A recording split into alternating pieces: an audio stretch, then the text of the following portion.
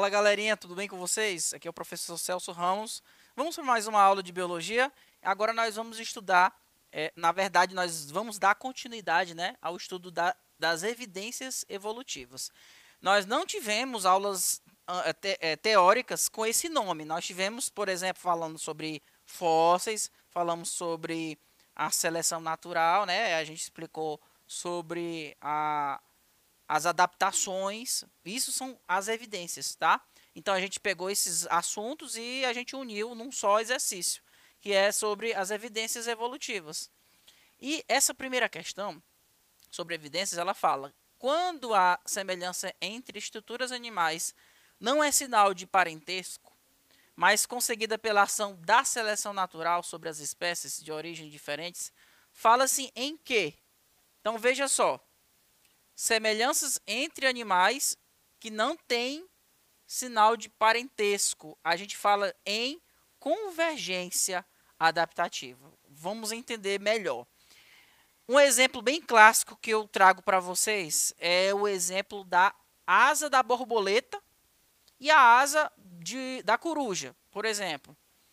As duas asas, tanto da borboleta quanto da coruja, têm a mesma função, que é o quê?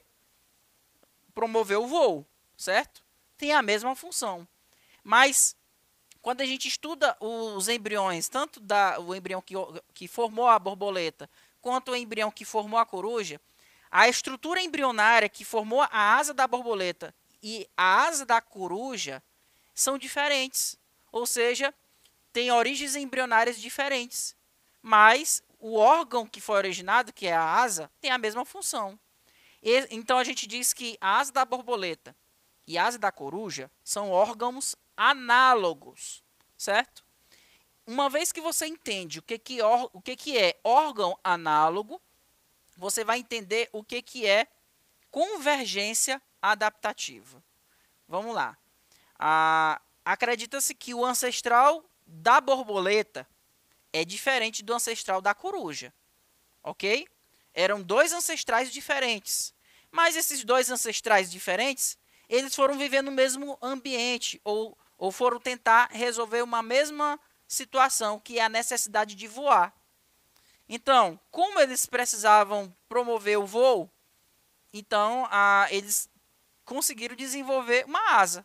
Só que a estrutura embrionária que formou a asa da borboleta, a asa do ancestral da borboleta, é diferente da estrutura embrionária que originou a asa do ancestral da coruja, ok?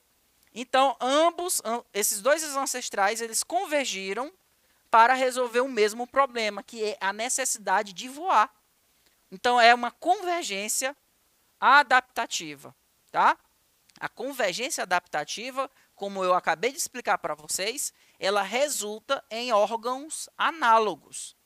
Ou seja, os órgãos análogos têm mesma função, mas as origens embrionárias são diferentes, porque isso mostra que são resultantes do desenvolvimento evolutivo de ancestrais diferentes. Tá certo, pessoal? Vamos para a próxima questão. No filme Avatar, de James Cameron, os nativos de Pandora, chamado de Na'vi, são indivíduos com 3 metros de altura, pele azulada, feições felinas e cauda que lhes facilita o deslocar por entre os galhos das árvores. Muito embora se trate de uma obra de ficção, na aula de biologia, os Na'vi foram lembrados. Se esses indivíduos fossem uma espécie real, sem parentesco próximo com as espécies da Terra, e considerado que teriam evoluído em um ambiente com pressões seletivas semelhantes à da Terra, a cauda dos Na'vi em relação à cauda dos macacos seria um exemplo representativo de estruturas de qual tipo? Estrutura homóloga ou estrutura análoga? Ou seja, a cauda desses indivíduos aqui, dos indivíduos Na'vi, lá do filme do Avatar, né? Eles são descendentes de felinos, conforme a gente viu as características, né? Não tem a mesma ancestralidade, por exemplo, dos macacos, tá? Então, se eles não têm parentesco evolutivo entre eles, a cauda desse indivíduo Na'vi e a cauda dos macacos. É um exemplo de órgão homólogo ou órgão análogo? Vamos lá. Se são de ancestrais comuns diferentes, então, pessoal, são órgãos análogos. O que são órgãos análogos? São órgãos que têm origens embrionárias diferentes, porque são de ancestrais diferentes, tá? E tem a mesma função. Nesse caso aqui, a função aqui é ajudar no deslocamento nas árvores. Então, não vai ser a letra A nem a letra B, porque está falando de estruturas homólogas, não, tá? Vai ser estrutura análoga. Então, a gente fica entre a letra D e a letra C. Agora, estruturas análogas, elas são resultantes de qual processo evolutivo? É resultante da divergência adaptativa ou ela vai ser resultante da convergência adaptativa? Como eu acabei de explicar para vocês na questão anterior, estruturas análogas são resultantes do processo de convergência adaptativa. Qual foi a situação que esses ancestrais tiveram que resolver? Ajudar no deslocamento nas árvores. A cauda está ajudando a eles a deslocar nas árvores, né? Então, tem a mesma função, mas a origem embrionária é totalmente diferente, porque, teoricamente, esses tais navios aqui do filme de ficção, eles são de ancestrais diferentes dos ancestrais dos macacos, tá ok? Então, a alternativa vai ser a letra D. Estruturas, a cauda dos navios com a cauda dos macacos são estruturas análogas, resultantes de um processo de convergência adaptativa, ok? Vamos lá. Próxima questão. Vocês têm que tomar cuidado, pessoal, que essas questões elas exploram bastante a confusão que a gente faz entre estrutura homóloga e estrutura análoga, o conceito de divergência adaptativa e o conceito de convergência adaptativa, tá certo? Então, nós temos dois processos que geram dois tipos de órgãos. Os processos quais são? A divergência e a convergência.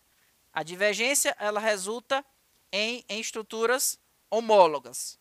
A convergência, ela resulta em estruturas análogas. Mas a gente, para ficar mais fácil, a gente vai continuar resolvendo aqui algumas questões. Essa questão, ela diz o seguinte: nos estudos de evolução no reino animal, é frequente o uso de termos análogo e homólogo. Não confunda o termo análogo e homólogo, tá, pessoal? Analise as proposições abaixo de acordo com estes estudos. Análogas têm estruturas de mesma função, mas de diferente origem. Mesma função, diferente origem. Correto, tá, pessoal? A primeira está correta. Aqui a 2, ele fala que análoga tem estrutura de mesma origem, mas de diferente função, não. Tá? A alternativa correta aqui vai ser a letra C, tá? Por que as outras estão erradas? A terceira, ele diz que homóloga tem apenas estrutura da mesma função e origem. Não. Homóloga, pessoal, tem funções diferentes, mas a origem embrionária é a mesma, tá? A quarta, ele fala que homóloga tem estrutura de mesma função, mas de diferentes origens. Não, tem a mesma origem e diferentes funções. Por isso que a primeira vai estar correta e a gente marca aqui a letra C, tá? Próxima questão. Dentre as alternativas seguintes, assinale a que não corresponde a uma evidência que apoie a teoria da evolução das espécies, tá? Qual a alternativa que não apoia? Letra A. Vamos ver se ela realmente não apoia. Estudos de anatomia comparada mostram que as semelhanças internas entre seres de espécies diferentes são resultantes de irradiação adaptativa. Pessoal, a irradiação adaptativa, ela vai resultar órgãos que são diferentes e que não são semelhantes. Olha aqui, semelhanças internas entre indivíduos de espécies diferentes. Se são de espécies diferentes, quer dizer que esses indivíduos, teoricamente, né, são de ancestrais diferentes. Se eles são de ancestrais diferentes, mas têm semelhanças, quer dizer que tem órgãos que têm a mesma função, tá? Mas são originados de origem embrionária diferente. Então, aqui nós temos a existência de órgãos análogos. E órgão análogo não é gerado por irradiação adaptativa. Órgão análogo é gerado por convergência. Então, a letra A está errada. Então, vai ser a letra A alternativa, porque ela não apoia aqui a teoria da evolução das espécies. Tá? Vamos só conferir as outras alternativas se está corretinho. Os embriões dos vertebrados apresentam os mesmos padrões básicos de desenvolvimento decorrentes de parentesco entre eles. Segundo a anatomia, aliás, segundo a embriologia comparada, a embriologia é o estudo do embrião, tá, pessoal? Segundo a embriologia comparada, embriões que são semelhantes, quanto maior a quantidade de fases do processo de desenvolvimento embrionário, que é semelhante entre várias espécies, quer dizer que existe um maior parentesco entre elas, tá? Então, quando ele fala aqui, embriões de vertebrados, eles apresentam os mesmos padrões básicos, é que realmente esses vertebrados, por terem esse parentesco, ele vai ter esses mesmos padrões básicos aqui no desenvolvimento embrionário, tá? Por conta dessa proximidade de parentesco entre esses indivíduos. A letra C diz: os estudos envolvendo fósseis indicam que a vida na Terra sofreu alterações ao longo do tempo, além de permitirem comparações com os seres vivos atuais. É como eu já expliquei para vocês, a teoria, o fixismo, ele é derrubado por terra com a questão dos fósseis, né? Os fósseis, eles mostram que os seres vivos antigos, primitivos, né, os primordiais, eles eram totalmente diferentes dos indivíduos atuais, evidenciando que na natureza as espécies elas podem sofrer mudanças, tá? Alterações. Isso corrobora para a teoria da transmutação, que é a mesma coisa que evolução, tá bom? E a letra D? Vamos ver se ela apoia aqui a teoria da evolução. Ao longo da sua vida, os seres vivos sofrem alterações do seu material genético, em consequência das pressões seletivas do ambiente em que vivem. Realmente, segundo a teoria da evolução, ela fala que o que muda, aliás, o indivíduo ele é um conjunto de genes que está sofrendo seleção, tá? Esses genes eles vão sendo selecionados ao longo das milhares e milhares de gerações, e aqueles genes que trazem características mais bem adaptativas, eles são conservados, tá? Então, ao longo da sua vida, os seres vivos eles vão sofrer essas alterações no material genético, porque o processo evolutivo, dentre esses processos, nós temos as mutações genéticas. As mutações genéticas são pequenas alterações que podem se fixar no material genético. Lógico que tem muitas mutações que ocorrem no material genético que o organismo do indivíduo ele vai ter a tendência de querer corrigir, tá? Mas quando quando essas mutações elas conseguem ser transmitidas para a descendência, elas vão passar pelo processo de seleção natural. Aquelas mutações que trazem vantagem para o indivíduo, elas vão permanecer. Aquelas que não, elas vão fazer com que o indivíduo que tem essas mutações acabe morrendo. E, consequentemente, essas características não vão ser transmitidas para a descendência. Tá? Próxima questão, pessoal. Em relação às evidências da evolução biológica, é incorreto afirmar que, letra A, um órgão vestigial, como o apêndice vermiforme no homem, não é evidência da evolução, porque é uma estrutura atrofiada e sem função aparente. Pessoal, um órgão vestigial ele é sim considerado uma evidência da evolução. Por quê? Segundo a teoria da evolução, um órgão vestigial ele foi um órgão que esteve presente em um ancestral comum, ele tinha uma função e agora ele deixou de ser usado. Ele evidencia que ele estava presente no ancestral comum. Ele é considerado sim, tá? Alternativa incorreta. Eu posso até citar como exemplo para vocês, além do apêndice vermiforme, o esporão que pode ser encontrado em algumas serpentes, tá?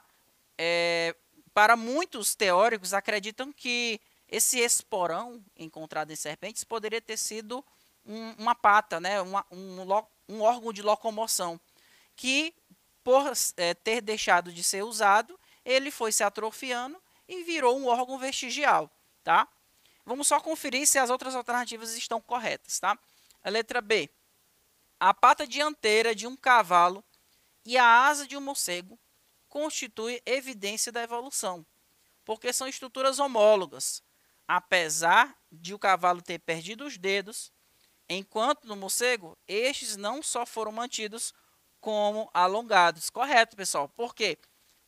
O que são órgãos homólogos? São órgãos que têm funções diferentes e a origem embrionária é a mesma, tá? Porque eles descendem de um mesmo ancestral comum. A diferença é que, por exemplo, nos morcegos, cada raio daquele que parte da asa é um dedo, tá? E no caso da pata do cavalo, como eles só tem um dedo, aquele único dedo se transformou numa pata, ok? E no caso dos órgãos homólogos, eles são também originados do processo de irradiação adaptativa, tá? Conferindo aqui a letra C, se está correto. A asa de uma ave e o hélito, que é a asa dura de um besouro, pode ser considerado como evidência da evolução, porque são estruturas análogas, que possuem origens embriológicas diferentes. Sim, tem origens embriológicas diferentes. A letra D. Os fósseis constituem uma evidência da evolução, porque mostram que os organismos atuais são mais especializados e mais adaptados que os extintos. A gente pode dizer que se os indivíduos atuais eles estão presentes, quer dizer que eles estão adaptados a sobreviver no ambiente, porque essas características adaptativas lhes deram condições para eles poderem existir. A embriogênese é uma evidência da evolução porque mostra que uma célula-ovo evolui para mórula, para blástula, gástrula e embrião, que finalmente evolui para o indivíduo adulto. Então, a embriologia, pessoal, comparada, quando você faz a comparação entre os embriões, é considerado também evidências do processo evolutivo, tá? Próxima questão. O citocromo C é uma proteína respiratória que se encontra em todos os organismos aeróbios. A molécula desta proteína existe em todas as espécies com a mesma função, sendo constituída por 104 aminoácidos. No decurso da evolução, as mutações mudaram os aminoácidos em certas posições da proteína, mas o citocromo C de todas as espécies tem proteínas incontestavelmente estrutura e função semelhante, tornando-se, para o evolucionismo, uma evidência de qual ordem? Paleontológica, embriológica, citológica, anatômica ou bioquímica? Como eu estou estudando, pessoal, a estrutura molecular, a gente está tendo aqui um tipo de evidência bioquímica, tá? Existem moléculas que estão presentes em algumas espécies, mesmo que essas espécies sejam diferentes, mas o parentesco evolutivo, né, segundo a teoria da evolução, esse parentesco evolutivo, ele faz com que algumas moléculas estejam presentes nessas espécies, mostrando que existem semelhanças entre os indivíduos. Os cladogramas, né, que são aquelas árvores filogenéticas que são evidências dos estudos sobre o parentesco biológico das espécies, elas fazem com que você consiga reunir características que estejam presentes em vários indivíduos. Essas características, que são as semelhanças entre eles, evidencia, né, segundo a teoria da evolução, que esses indivíduos têm o mesmo ancestral comum.